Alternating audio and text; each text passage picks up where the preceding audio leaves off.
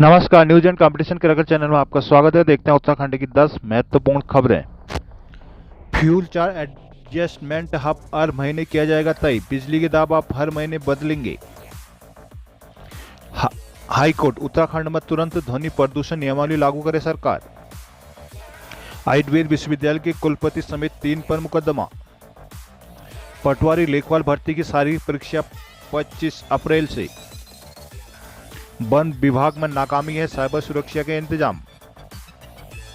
Medical college में technician के 302 पदों पर होगी भर्ती। लैंड जिहाद के खिलाफ भागीदारी करें लोग, धामी। उत्तराखंड में इस साल भी 25% ही होंगे तबादले। सड़क हादसे में मृत यात्री के परिवार को तत्काल मिलेंगे 5 लाख। वात्सल्य योजना लाभार्थियों के खाते में पहुंची धनराशि। एसएससी अल्मोड़ा, नकल करते पकड़ा तो उत्तर पुस्तिका लेकर भागा छात्र। निजी स्कूलों की मनमानी के खिलाफ रानीखेत के 10 स्कूलों को नोटिस। मुंशियारी मिलम मार्ग भूस्खलन से हुआ बंद। उत्तरकाशी में लाखों की ठगी में 3 गिरफ्तार। टेहरी में लापरवाही व खाद कारोबारियों को नोटिस। कर्णप्रयाग में गढ़वाली गीतों पर थिर के लोग। ऊखीमठ से 21 अप्रैल को रवाना होगी भगवान केदार की डोली। बद्रीनाथ के दर्शनों को लागू होगा new Q management system. Traffic jam का अभी से बुरा हाल देहरादून, 4 धाम में होगा क्या हाल। उत्तराखंड में 3 महीने के बजाय अब हर महीने बिजली बिल पर फ्यूल चार्ज एडजस्टमेंट FSA तय होगा, जिससे बिजली का बिल हर महीने घटेगा या बढ़ेगा। ऊर्जा निगम ने विद्युत नियामक आयोग से हर महीने FSA तय करने के फार्मूले देने और उसे लागू करने का प्रस्ताव भेजा है। केंद्र सरकार के विद्युत अधिनियम में बदलाव करने के बाद अब फ्यूल चार्ज एडजस्टमेंट FSA हर महीने तय कर इसे उपभोक्ताओं के बिजली बिलों पर लागू करना होगा। FSA का निर्धारण बाजार में कोयले की कीमतों के आधार पर तय होता है। ऊर्जा निगम देश के कई थर्मल पावर प्लांट से बिजली लेता है। ऐसे में कोयले के दाम का असर इन थर्मल पावर प्लांट से मिलने वाली बिजली के रेट में पड़ता है। ऊर्जा निगम के इस प्रस्ताव पर विद्युत नियामक आयोग ने आम जनता से सुझाव मांगे हैं। जन सुनवाई में सभी पक्षों के सुझाव आने के बाद इस पर अंतिम फैसला लिया जाएगा। हर महीने FSA तय होने से बिजली का बिल बढ़ या घट सकता है। FSA की दर बढ़ने पर बिजली महंगी और दरें घटने पर सस्ती होगी। बदलाव नहीं होने पर बिजली की दरें यथावत बनी रहेंगी। नैनीताल हाईकोर्ट ने उत्तराखंड सरकार को तत्काल प्रभाव से प्रदेश में ध्वनि प्रदूषण नियमावली 2000 को लागू करने के निर्देश दिए हैं। यह भी कहा कि सरकार के जिम्मेदार अधिकारी इस मामले में कोर्ट के अगले आदेश की प्रतीक्षा किए बिना स्वयं नियमावली का सख्त अनुपालन सुनिश्चित करें, अन्यथा कोर्ट इसे गंभीरता से लेगी। सरकार से मामले में 3 सप्ताह में जवाब मांगा गया है। मामले की सुनवाई मुख्य न्यायाधीश न्यायमूर्ति विपिन सांघवी व न्यायमूर्ति आलोक कुमार वर्मा के खंडपीठ में हुई। मामले में अल्मोड़ा निवासी जितेंद्र यादव ने जनहित याचिका दायर की थी, जिसमें कहा गया कि वर्ष 2017 में हाईकोर्ट ने अपने आदेश में कहा था कि सभी सार्वजनिक स्थानों पर प्रेशर हॉर्न का इस्तेमाल मना है। इसके बावजूद वाहनों में धड़ल्ले से प्रेशर वाहन का प्रयोग किया जा रहा है। उत्तराखंड आयुर्वेदिक विश्वविद्यालय में भ्रष्टाचार, नियुक्तियों में गड़बड़ी, सामान की खरीद और परीक्षा में धांधली के मामले में विजिलेंस ने आखिरकार मुकदमा दर्ज कर ही लिया है। इस मामले में कुलपति डॉक्टर सुनील जोशी, पूर्व कुल सचिव डॉक्टर राजेश अडाना और वित्तीय नियंत्रक अमित जैन को आरोपी बनाया गया है। इस मामले में कई अन्य अधिकारियों और कर्मचारियों के खिलाफ भी मुकदमा दर्ज किया जा सकता है। आयुर्वेद विश्वविद्यालय में स्थापना के समय से भ्रष्टाचार की शिकायतें मिल रही थी। असल शुरुआत में शिकायतों की जांच 4 सदस्यीय समिति ने की थी। जांच में समिति को सहयोग नहीं करने के आरोप लगे थे। इस पर शासन से ये जांच विजिलेंस को सौंप दी गई। इसके बाद विजिलेंस से 2017 से 2022 तक विश्वविद्यालय में हर गतिविधि की जांच शुरू की, जिसमें वित्तीय अनियमितता, योग अनुदेशकों के पदों पर जारी रोस्टर को बदलने के साथ ही माइक्रोबायोलॉजिस्ट के पदों पर भर्ती में नियमों का अनुपालन नहीं करते सहित कई आरोप भी थे। बायोमेडिकल संकाय संस्कृत असिस्टेंट प्रोफेसर, पंचकर्म सहायक के पदों पर विज्ञप्ति प्रकाशित करने और फिर रद्द करने की बात भी सामने आई थी। यही नहीं, विश्वविद्यालय में पद नहीं होते हुए संस्कृत शिक्षकों को पदोन्नति और SCP का लाभ भुगतान किया गया। बिना शासन की अनुमति बार बार विश्वविद्यालय ने विभिन्न पदों में भर्ती के लिए विज्ञापन निकाले थे। विभिन्न पदों में भर्ती के लिए विश्वविद्यालय की ओर से गठित समिति के गठन की विस्तृत सूचना शासन को न देने के साथ ही PRD के माध्यम से 60 से अधिक युवाओं को भर्ती करने का आरोप था। विजिलेंस जांच में वित्तीय अनियमितता, भ्रष्टाचार, नियुक्तियों और परीक्षा में धांधली समेत तमाम आरोप प्रथम दृष्टया सही पाए जाने पर अब भ्रष्टाचार निवारण अधिनियम की विभिन्न धाराओं में मुकदमा दर्ज किया गया है। SP vigilance Dehradun sector Renu Lohani ने मुकदमे की पुष्टि की है। उन्होंने कहा कि doctor Sunil Joshi, doctor Rajesh Adana और वित्त नियंत्रक अमित जैन को नामजद किया गया है। बाकी मामला जांच के बाद सामने आएगा। देहरादून पढ़ते में पिछले साल के तो इस साल भी रिक्त पदों के साबिक से 15% पद तबादले किए जाएंगे। यदि विभागों को ज्यादा तबादले की जरूरत महसूस होती है तो वह तबादला एक्ट के तहत गठित मुख्य सचिव समिति धारा धारा 27 से अनुमति ले सकते हैं। उधर शिक्षा विभाग को स्कूल में छात्र संख्या के अनुसार शिक्षकों की आवश्यकता का आकलन करने के निर्देश दिए गए हैं। शिक्षकों को तबादले छात्र संख्या की जरूरत के अनुसार ही की जाएंगी। मुख्य सचिव डॉक्टर एस संधू की अध्यक्षता में सचिवालय में गुरुवार शाम उच्च स्तरीय बैठक में कई अहम बिंदुओं पर सहमति बनी। सूत्रों के अनुसार इस बैठक में शिक्षा विभाग के विषयों में विस्तृत चर्चा हुई। शिक्षा अधिकारियों ने बताया कि शिक्षकों के तबादलों में एक्ट के प्रावधान के चलते व्यावहारिक दिक्कतें आ रही है। नियमानुसार पहाड़ी और मैदानी क्षेत्रों में बराबर तबादले करने पड़ते हैं। चूंकि पर्वतीय जिलों में छात्र संख्या कम है और कई स्थानों पर शिक्षकों की संख्या ज्यादा, वहीं मैदानी क्षेत्रों स्कूलों में कई जगह छात्रों की संख्या काफी ज्यादा और शिक्षक कम। शिक्षकों के नहीं होने पर इस बीच सत्र में तबादला एक्ट की तरह तबादला करना मुमकिन नहीं होता है। ऐसे में अटैचमेंट की व्यवस्था भी अधिक प्रभावी नहीं है। मुख्य सचिव ने इस मामले को गंभीरता से लिया। उन्होंने शिक्षा सचिव रविनाथ रमन और अपर सचिव मेजर योगेंद्र यादव को शिक्षकों छात्र संख्या को आकलन करने को कहा। मुख्य सचिव ने कहा कि जहां छात्र संख्या के अनुसार ज्यादा शिक्षकों की आवश्यकता है वहां अधिक तबादले किए जा सकते हैं। छात्र हित में आवश्यकता के अनुसार तबादलों की संख्या बढ़ाई जा सकती है। मुख्य सचिव ने अधिकारियों को तबादला प्रक्रिया जल्द शुरू करने को कहा। उन्होंने कहा कि एक्ट के प्रावधानों के अनुसार तबादले समय पर होने चाहिए। बैठक में कार्मिक सचिव शैलेश बैगोली, श्रम सचिव विजय यादव, अपर सचिव कार्मिक ललित मोहन रयाल भी मौजूद रहे। देहरादून वन विभाग में साइबर सुरक्षा को लेकर खास इंतजाम नहीं है। स्थिति यह है कि विभाग के ज्यादातर डीएफओ से लेकर पीसीसीएफ तक विभागीय कामकाज के लिए सरकारी मेल के बजाय प्राइवेट मेल इस्तेमाल कर रहे हैं, जिससे विभागीय डाटा लीक होने सहित तमाम तरह के खतरों की आशंका बनी रहती है। एनआईसी ने सभी विभागों के वेबसाइट सहित तमाम सरकारी कामों के लिए हर जिम्मेदार अफसर की सरकारी मेल आईडी भी तैयार किया है, जो कि सभी को इस्तेमाल भी करनी है। लेकिन वन विभाग और वन निगम के अफसर एनआईसी के बजाय निजी मेलों का इस्तेमाल कर रहे हैं। सभी तरह के टेंडर के लिए भी विभाग की सूचनाओं के आदान प्रदान के लिए भी इन्हीं मेलों का इस्तेमाल होता है, जिससे डाटा लीक होने की आशंका रहती है। इसके अलावा प्राइवेट सर्वर के चलते डाटा चोरी या हैकिंग का भी खतरा है। सरकार ने सभी विभागों को साइबर सुरक्षा के चलते सरकारी मेल प्रयोग करने के निर्देश दिए हैं। बाघों की दृष्टि से अति संवेदनशील माने जाने वाले कार्बेट और राजाजी पार्क प्रशासन की ओर से ज़्यादा विभागीय काम को निजी मेल का इस्तेमाल किया जा रहा है। हालांकि पीसीसीएफ, वाइल्ड लाइफ, एनआईसी की मेल का इस्तेमाल किया जा रहा है। प्राइवेट मेल जैसे याहू, जीमेल, रेडिफ मेल या हॉटमेल के सर्वर इन्हीं कंपनियों के पास हैं। ऐसे में इन मेल में जाने वाला डाटा कंपनी के पास पहुंचता है, जो उनके सर्वर पर ही सेव होगा। ऐसे में उनके लीक होने की आशंका रहती है। लेकिन एनआईसी का सर्वर सरकार के पास है। ऐसे में इस मेल से जाने या आने वाला सारा डाटा सरकार के पास ही सेव होता है। देहरादून उत्तराखंड के सरकारी मेडिकल कॉलेजों में ECG, radiologist, optometric, OT technician और फिजियोलॉजिस्ट व ऑक्यूपेशनल थेरेपिस्ट के कुल 302 पद पर नियुक्ति का रास्ता साफ हो गया। उत्तराखंड हाईकोर्ट की इजाजत के बाद चिकित्सा चयन बोर्ड ने पदों के लिए गत वर्ष आयोजित की गई लिखित परीक्षा के आंसर की जारी कर दी है। अब 1 महीने के भीतर परीक्षाओं का परिणाम भी जारी कर दिया जाएगा। इसके बाद मेडिकल कॉलेज में नियुक्ति की प्रक्रिया शुरू हो जाएगी। राज्य की सरकारी मेडिकल कॉलेजों में अभी एक भी नियमित टेक्नीशियन व फिजियोथेरेपिस्ट नहीं है, जिसके चलते चिकित्सा शिक्षा विभाग को स्वास्थ्य विभाग के कर्मचारियों से काम चलाना पड़ रहा है। हाल ही में डीजी हेल्थ ने चिकित्सा शिक्षा विभाग में सभी कर्मियों को वापस बुलाने का निर्णय लिया था, जिसके बाद मेडिकल कॉलेज में नए चयनित होने वाले कर्मियों की तैनाती होनी है। चिकित्सा चयन बोर्ड के परीक्षा नियंत्रक प्रोफेसर विजय जुयाल ने बताया कि इन पदों का परिणाम 1 माह में विभाग को दे देंगे। उन्होंने कहा कि हाईकोर्ट ने लैब टेक्नीशियन के करीब 100 पदों पर भी परीक्षा की इजाजत दे दी है और इसकी प्रक्रिया जल्द शुरू की जाएगी। हरिद्वार के पुलिस लाइन में 25 अप्रैल से राजस्व उप निरीक्षक पटवारी लेखपाल भर्ती परीक्षा 2022 की शारीरिक दक्षता शारीरिक मानसिक परीक्षा शुरू होगी। 24 अप्रैल से लोक सेवा आयोग ने अभ्यर्थियों के अभिलेखों का सत्यापन होगा। 25 अप्रैल को देहरादून, बागेश्वर और 26 को बड़ी गढ़वाल, 27 को नैनीताल, चंपावत 28 को और उत्तरकाशी रुद्रप्रयाग 2 मई को, चमोली और अल्मोड़ा 3 को, पिथौरागढ़ टिहरी 4 को, यूएस नगर वो 5 मई को हरिद्वार के अभ्यर्थियों की शारीरिक दक्षता प्रयास कराई जाएगी। जनपदवार परीक्षा में एक दिन पहले 2 सत्रों में अभ्यर्थियों के अभिलेखों का सत्यापन किया जाएगा।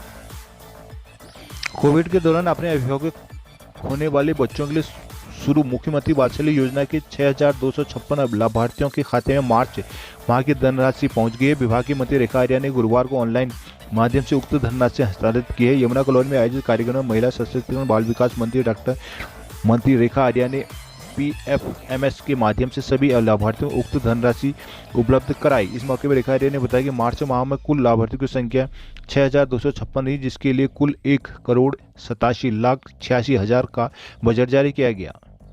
देहरादून सड़क हादसे में रोडवेज बस में सफर कर रहे यात्री की मृत्यु होने पर तत्काल 7 लाख रुपए की आर्थिक सहायता दी जाएगी। 5 लाख रुपए रोडवेज देगा, जबकि 2 लाख रुपए परिवहन विभाग की ओर से दिए जाएंगे। परिवहन मंत्री चंदन राम दास ने बताया कि रोडवेज की बस में टिकट लेकर सफर करने वाले हर यात्री का 5 लाख रुपए का बीमा होता है। बीमा प्रीमियम टिकट के साथ ही काट दिया जाता है। इसलिए जैसे ही कोई मुकदमा हादसा हो, पीड़ित परिजनों को आर्थिक सहायता के रूप में रोडवेज और परिवहन विभाग मिलकर अपने अपने हिस्से का धन मिलाकर 7 लाख रुपए देंगे। मंसूरी में हुई सड़क हादसे में मृत्यु के परिवार को 7 लाख रुपए देने को कहा गया है। अल्मोड़ा एसएससी परिसर में शुक्रवार परीक्षा के दौरान नकल का मामला सामने आने से हड़कंप मच गया। नकल करते रंगे हाथ धरा एक छात्र स्टाफ को कच्चा देकर उत्तर पुस्तिका लेकर परिसर से फरार हो गया। इस मौके पर अफरा तफरी मची। कड़ी 1.5 घंटे की मशक्कत के बाद छात्र को पकड़ा गया। आरोपी की उत्तर पुस्तिका सील कर दी गई, साथ ही उस पर केस भी बुक पुलिस में रिपोर्ट नहीं होगी। आंतरिक कार्रवाई की संशोधित कर दी गई। गुरुवार को एसएससी परिसर में सेमेस्टर परीक्षाएं चल रही है। मुख्य परिसर के एक कक्ष में बीबीए प्रथम सेमेस्टर की परीक्षा चल रही है। बताया जा रहा है कि इस दौरान बीबीए प्रथम सेमेस्टर का एक छात्र खुलेआम नकल कर रहा था। परिसर की ओर से गठित फ्लाइंग स्क्वाड ने चेकिंग की तो संबंधित छात्र नकल करते हुए पकड़े गए। पकड़े जाने के भय से संबंधित छात्र टीम के सदस्यों को गच्चा देकर उत्तर पुस्तिका और प्रश्न पत्र लेकर फरार हो गया। जानकारी मिलते ही स्टाफ उसके पीछे दौड़ पड़ा, लेकिन वो हत्थे नहीं चढ़ा। करीब 1.5 घंटे की मशक्कत के बाद परिसर स्टाफ ने छात्र को पकड़ा। बाद में उसकी उत्तर पुस्तिका सीज कर दी गई। अब उसके खिलाफ नियमानुसार कार्रवाई परीक्षा समिति करेगी। द्वाराहाट में प्रसिद्ध स्यालदेव बिखोती मेले का गुरुवार को भिमांडेश्वर मंदिर पर रंगारंग सांस्कृतिक कार्यक्रमों के साथ शुभारंभ हुआ। विधायक मदन सिंह बिष्ट ने दीप जलाकर बिखोती मेले का शुभारंभ किया। उन्होंने कहा कि मेले हमारे सांस्कृतिक विरासत से रूबरू कराते हैं। इनकी आगे बढ़ाने के साथ ही संवर्धन के लिए भी सामूहिक रूप से कार्य करना होगा। विधायक ने भिमांडेश्वर में स्थित सौभाग्य स्थल में 5 लोहे के बेड और लकड़ी का स्टॉल बनाने की घोषणा की है। ब्लॉक प्रमुख दीपिका किरोलाल ने भी हरसंभव मदद का भरोसा दिया। इससे पूर्व मेला समिति अध्यक्ष रमेश पुजारी ने अतिथियों का स्वागत किया। बिखोती मेले की शुरुआत रणा गांव के मिलार्थियों ने की। मिलार्थी नगाड़े निशानों के साथ हुड़के और चिमटे की थाल में झोड़ा गायन करते हुए मंदिर परिसर पहुंचे। इसके बाद भगवान शिव की आराधना की गई। जहां वहीं जयनंदा लोक कला मंच अल्मोड़ा के कलाकारों ने रंगारंग कार्यक्रम भी प्रस्तुत किए। चंद्रशेखर पुजारी के संचालन में हुए सांस्कृतिक कार्यक्रम में आदर्श इंटर कॉलेज सुरईखेत, प्रापा, भिमांडेश्वर राजकीय प्राइमरी विद्यालय बिठोली, सिमलगांव आदि के बच्चों ने नंदा राजजात यात्रा, कुमाऊनी गढ़वाली झोड़े आदि गीतों से मिलार्थियों की तालियां बटोरी। वहीं अतिथियों ने भी पुरस्कार देकर बच्चों का उत्साहवर्धन किया। बिखोती मेले के शुभारंभ में विधायक मदन सिंह बिष्ट, ब्लॉक प्रमुख दीपक किरोला, मेला समिति अध्यक्ष रमेश पुजारी, गिरीश चौधरी, राजेश, ज्येष्ठ प्रमुख नंदिता भट्ट, नारायण रावत, हेम रावत, सुमित शाह, अनिल चौधरी, केपीएस अधिकारी आदि मौजूद रहे। राज्य के सख्त निर्देशों के बावजूद निजी स्कूल मनमानी से बाज नहीं आ रहे। ताड़ीखेत ब्लॉक के अधिकांश स्कूल में एनसीईआरटी के बजाय धड़ल्ले से निजी प्रकाशन की किताबें चलाई जा रही है। अभिभावकों पर दबाव बनाकर जबरन अलग अलग निजी प्रकाशन किताबों को महंगी दरों पर खरीदवाया जताया जा रहा है। शिक्षा विभाग की छापामारी अभियान में ब्लॉक के 10 प्राइवेट स्कूलों में विद्यार्थियों के पास निजी प्रकाशन की किताबें मिली हैं। विभाग की तरफ से संबंधित स्कूलों को नोटिस भेजकर स्पष्टीकरण मांगा गया, जिसके बाद अगली कार्रवाई अमल में लाई जाएगी। निजी स्कूलों की मनमानी और अभिभावकों से लूट खसोट के मामले लगातार सामने आने की शिक्षा विभाग एक्शन मोड पर आ गया।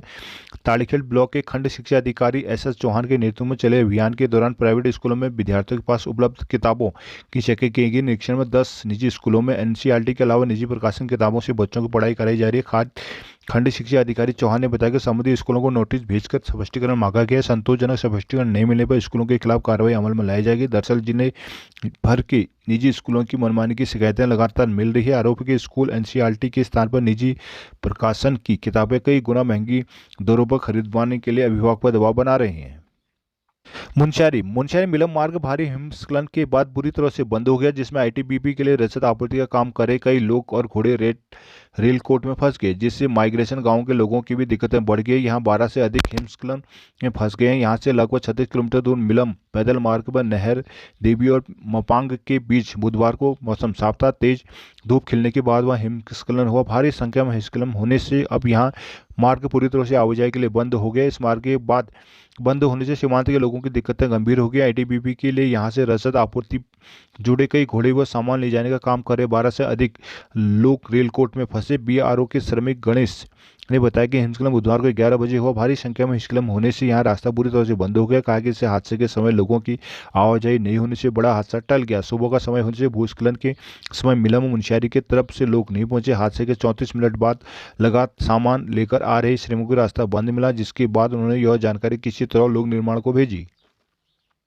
उत्तरकाशी कंपनी में निवेश के नाम पर धोखाधड़ी के मामले में धरासू पुलिस ने 3 लोगों को गिरफ्तार किया। तीनों के खिलाफ बीयूडीएस एक्ट में केस दर्ज किया गया। उत्तराखंड में अनियमित जमा योजना प्रतिबंधी विधेयक यानी बीयूडीएस एक्ट का पहला मामला है।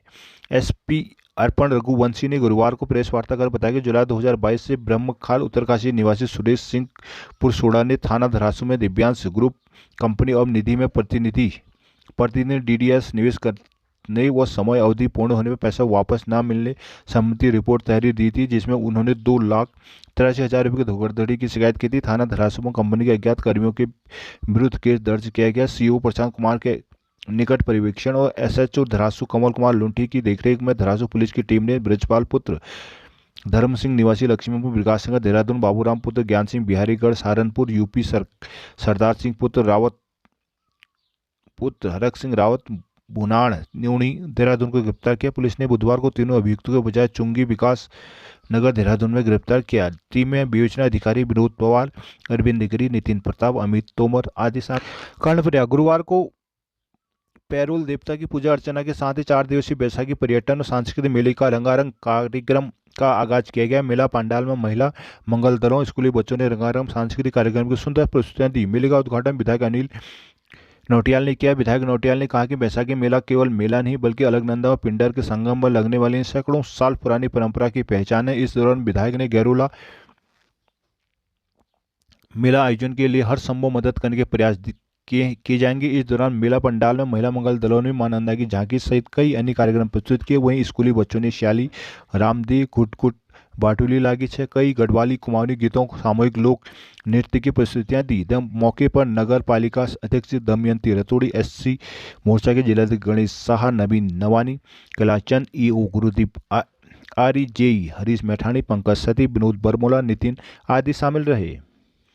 केदारनाथ यात्रा की तैयारी जोर शोर से की जा रही है। आगामी 25 अप्रैल को प्रातः 6:20 पर केदारनाथ मंदिर के कपाट तीर्थ यात्रियों के दर्शनार्थ खोले जाएंगे। केदारनाथ बद्रीनाथ मंदिर समिति की मुख्य कार्यकारी योगेंद्र सिंह ने बताया कि 20 अप्रैल का ओंकारेश्वर मंदिर उखीमठ में सायंकालीन आरती के बाद पूर्व परंपरा के अनुसार श्री भैरवनाथ की पूजा अर्चना की जाएगी, जबकि 21 अप्रैल को भगवान केदारनाथ की उत्सव डोली ओंकारेश्वर मंदिर से प्रस्थान कर यात्री विश्राम के लिए विश्वनाथ मंदिर गुप्तकाशी पहुंचेगी। 22 अप्रैल को यात्री विश्राम हेतु फाटा पहुंचेगी। 23 अप्रैल को रात्रि विश्राम के लिए डोली गौरीमाई मंदिर गौरीकुंड तथा 24 अप्रैल को रात्रि विश्राम के लिए केदारनाथ धाम पहुंचेगी, जहां 25 अप्रैल को सुबह 6:20 में केदारनाथ के कपाट खुले जाएंगे।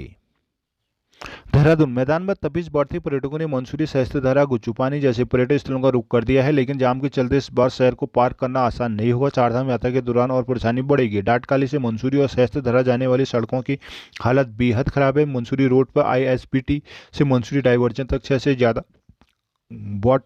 बॉटल नेक है। कहीं नालियाँ तो कहीं फुटपाथ का भी काम जारी है। विभिन्न चौराहों पर ट्रैफिक थम रहा है। सामान्य ट्रैफिक में करीब 12 किलोमीटर की दूरी तय करने में 1 घंटा 5 मिनट तक समय लग रहा है। यही हाल आईएसबीटी से सहस्त्रधारा जाने वाली सड़क का है। यहाँ Haridwar bypass, ring road, Raipur road, Sahastradhara road की हालत बहुत खराब है। 16 किलोमीटर का सफर पूरा करने में 1 घंटा 15 मिनट तक लग रहा है। गुरुवार को हिंदुस्तान समाचार पत्र की पड़ताल में यह बात सामने आई है।